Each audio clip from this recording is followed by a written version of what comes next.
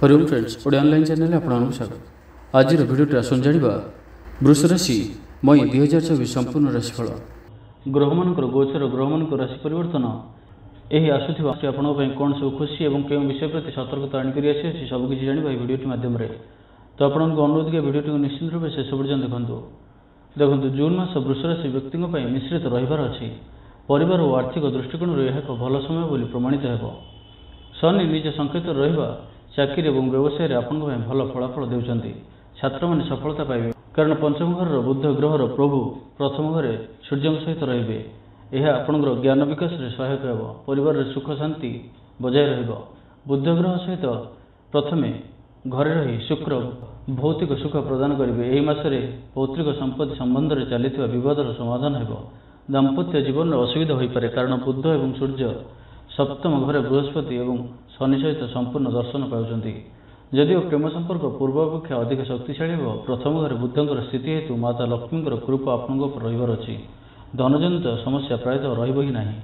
स्वास्थ्य दृष्टि यह समय भल रु आपण सामान्य मानसिक चापर शिकार हो पारती। जून मास आपणकर जीवन किपर रही अच्छी आपणकर परिवार क्षेत्र वृत्ति स्वास्थ्य प्रेम आर्थिक स्थिति व्यापार चाकरी प्रत्येक क्षेत्र विषय आसतु एवं विस्तृत भाव चर्चा करवा।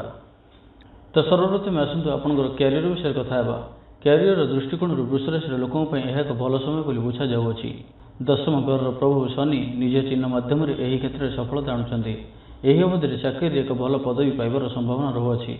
वरिष्ठ अधिकारी मैंने आपण कार्य खुशी हे और आपण ऑफिस एक नुआ दायित्व तुलाई पारे। कार्यक्षेत्र में यही समय मध्य कठिन परिश्रम निश्चित भाव में देखादेव किंतु आपण से कठिन परिश्रम संपूर्ण फल प्राप्त करेंगे। शनि जहाँकि कर्मयोगर कारक ग्रह विचार कराती निज संकेत आपण भल फलाफल देउछंती। एही समय रे आपणकर पदोन्नति सहायक हो। नूतन चाकरी खोजुवा लोक मैंने चाकरी पाइपर। एक नूतन क्षेत्र रोजगार रास्ता खोली जाई पारे।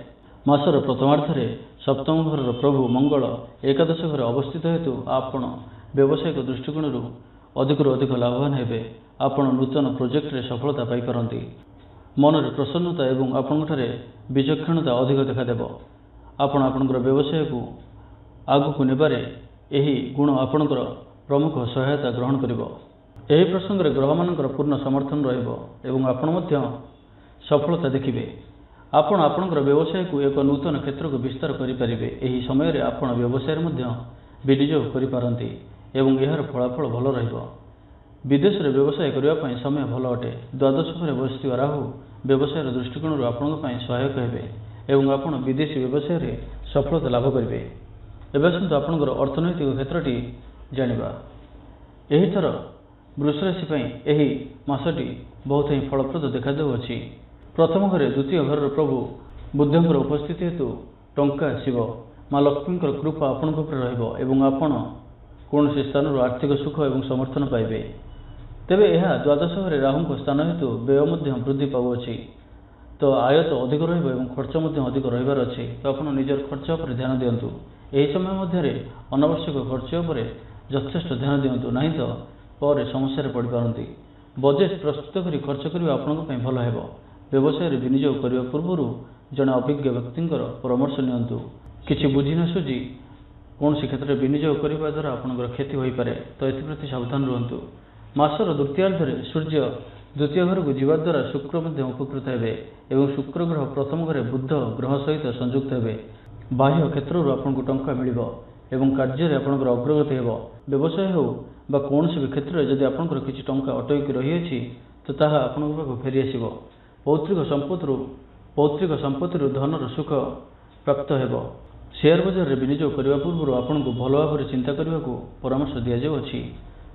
यही समय आप बैंक रु सहज ही ऋण पाइपर। एवं आसतु स्वास्थ्य विषय कथा। स्वास्थ्यर दृष्टिकोण वृष राशि व्यक्ति यही समय स्वाभाविक रहिबो। षष्ठ घरे केतु ग्रहंकर उपस्थिति और यह मंगल ग्रहंकर संपूर्ण दिग हेतु परिस्थिति बहु परिमाण में आपंकर पक्ष रहिबो। यही समय मध्य आपंकर जदि कौन पुराना रोग लगी रही तो ताहा शांत हो अर्थात आप रोगर निजक दूरे रखिपारे। आपंकर स्वास्थ्यर उन्नति हो और आप किसी चमत्कारिता देखिपारे। मासर द्वितीयार्धे ଆପଣ ପ୍ରଥମ ଘରେ ବୃଦ୍ଧ ସହିତ ଷଷ୍ଠ ଘରେ ପ୍ରଭୁ ଶନିଙ୍କର ମିଳନରୁ ଉପକୃତ ହେବେ। ଏହି ସମୟରେ ଏହା ମନେ ରଖିବାକୁ ହେବ ଯେ ଆପଣଙ୍କୁ ମାନସିକ ଚାପରୁ ଦୂରେଇ ରହିବାକୁ ପଡ଼ିବ। କାର୍ଯ୍ୟଭାର ଆପଣଙ୍କୁ ମାନସିକ ଚାପ ସୃଷ୍ଟି କରିପାରେ ଏବଂ ଏହା ଆପଣଙ୍କର ସ୍ୱାସ୍ଥ୍ୟ ଉପରେ ପ୍ରଭାବ ପକାଇପାରେ। ରୁଟିନ୍ ଠିକ୍ କରିବା ପାଇଁ ଆପଣଙ୍କର ସମୟ ବର୍ତ୍ତମାନ ଗୁରୁତ୍ୱପୂର୍ଣ୍ଣ ରହୁଅଛି, ତ ଆପଣ ଧ୍ୟାନ ଦିଅନ୍ତୁ। ବିଳମ୍ବିତ ରାତି ପର୍ଯ୍ୟନ୍ତ ଚାହିଁବା ଏବଂ ସକାଳ ପର୍ଯ୍ୟନ୍ତ ଶୋଇବା ଏପରି କୁଅଭ୍ୟାସଠାରୁ ଦୂରେଇ ରୁହନ୍ତୁ। ଏହି ସମୟରେ ଯୋଗ ଏବଂ ଧ୍ୟାନ କରିବା ଆପଣଙ୍କୁ ବହୁ ପରିମାଣରେ ସାହାଯ୍ୟ କରିବ। ଆପଣ ଆପଣଙ୍କର ଖାଦ୍ୟର ଯତ୍ନ ନିଅନ୍ତୁ ଏବଂ ଭଜା ଜିନିଷରୁ ଦୂରେଇ ରୁହନ୍ତୁ। ଘରେ ଥିବା ବୟସ୍କମାନଙ୍କର ସ୍ୱାସ୍ଥ୍ୟର ଯତ୍ନ ନିଅନ୍ତୁ, ବିଶେଷ କରି ମାଆଙ୍କର ବିଶେଷ ଯତ୍ନ ନିଅନ୍ତୁ। ଏବେ ଆସନ୍ତୁ ଲଭ୍ ଲାଇଫ୍ ଓ ବୈବାହିକ ଜୀବନ ବିଷୟରେ କଥା ହେବା। ପ୍ରେମ ସମ୍ବନ୍ଧୀୟ ବିଷୟଗୁଡ଼ିକରେ ବୃଷରାଶିର ବ୍ୟକ୍ତିଙ୍କ ପାଇଁ ଏହା ଏକ ଭଲ ସମୟ ହେବାକୁ ଯାଉଛି। ପ୍ରଥମ ଘରେ ସୂର୍ଯ୍ୟଙ୍କ ସହିତ ପଞ୍ଚମ ଘରର ପ୍ରଭୁ ବୁଧଙ୍କର ମିଳନ ହେତୁ ଏକ ଅନୁକୂଳ ପରିସ୍ଥିତି ସୃଷ୍ଟି ହେବ। ପ୍ରେମୀ ଯୁଗଳଙ୍କ ମଧ୍ୟରେ ଏକ ନୂତନ ଶକ୍ତି ଏବଂ ଉତ୍ସାହ ସୃଷ୍ଟି ହେବ। ପରସ୍ପର ଉପରେ ବିଶ୍ୱାସ ବୃଦ୍ଧି ପାଇବ ଏବଂ ଉଭୟ ଏକାଠି ଜୀବନ ବିତାଇବାକୁ ପ୍ରସ୍ତୁତ ରହିବେ। ଆପଣଙ୍କର ନିବିଡ଼ତା ପୂର୍ବ ଅପେକ୍ଷା ଅଧିକ ଶକ୍ତିଶାଳୀ ହେବ ଏବଂ ପରସ୍ପର ପ୍ରତି ଆକର୍ଷଣ ଭାବନା ବଢ଼ିବ। ଯେଉଁମାନେ ସାଥୀ ଖୋଜୁଛନ୍ତି ସେମାନଙ୍କର ଇଚ୍ଛା ପୂରଣ ହେବ ଏବଂ ଯଦି ଆପଣ ଏହି ସମୟରେ କାହାରିକୁ ମନର କଥା କୁହନ୍ତି ବା ପ୍ରସ୍ତାବ ଦିଅନ୍ତି, ତେବେ ଆପଣ ସଫଳତା ପାଇବାର ଆଶା ଅଧିକ ହିଁ ରହିବ। ତେବେ ବିବାହିତ ଲୋକଙ୍କ ପାଇଁ ମାସର ଆରମ୍ଭରେ କିଛି ଅସୁବିଧା ହୋଇପାରେ। ବୃହସ୍ପତି ଏବଂ ଶନି ସପ୍ତମ ଘରେ ରହୁଛନ୍ତି। ବୁଧ ଏବଂ ସୂର୍ଯ୍ୟଙ୍କର ସମ୍ପୂର୍ଣ୍ଣ ଦୃଷ୍ଟି ହେତୁ ଦାମ୍ପତ୍ୟ ଜୀବନରେ ସାମାନ୍ୟ ଅସୁବିଧା ଦେଖାଦେଉଅଛି। ସାମାନ୍ୟ ବିଷୟ ଉପରେ ପତି ପତ୍ନୀଙ୍କ ସହ ଯୁକ୍ତିତର୍କ ବଢ଼ିପାରେ। ଆପଣ ସାମାନ୍ୟ କଥାରେ ଚିଡ଼ିଚିଡ଼ି ସ୍ୱଭାବ ଆପଣଙ୍କଠାରେ ଦେଖିପାରିବେ, ତ ଆପଣଙ୍କର କଥା କହିବା ଉପରେ ଆପଣ ଧ୍ୟାନ ଦିଅନ୍ତୁ।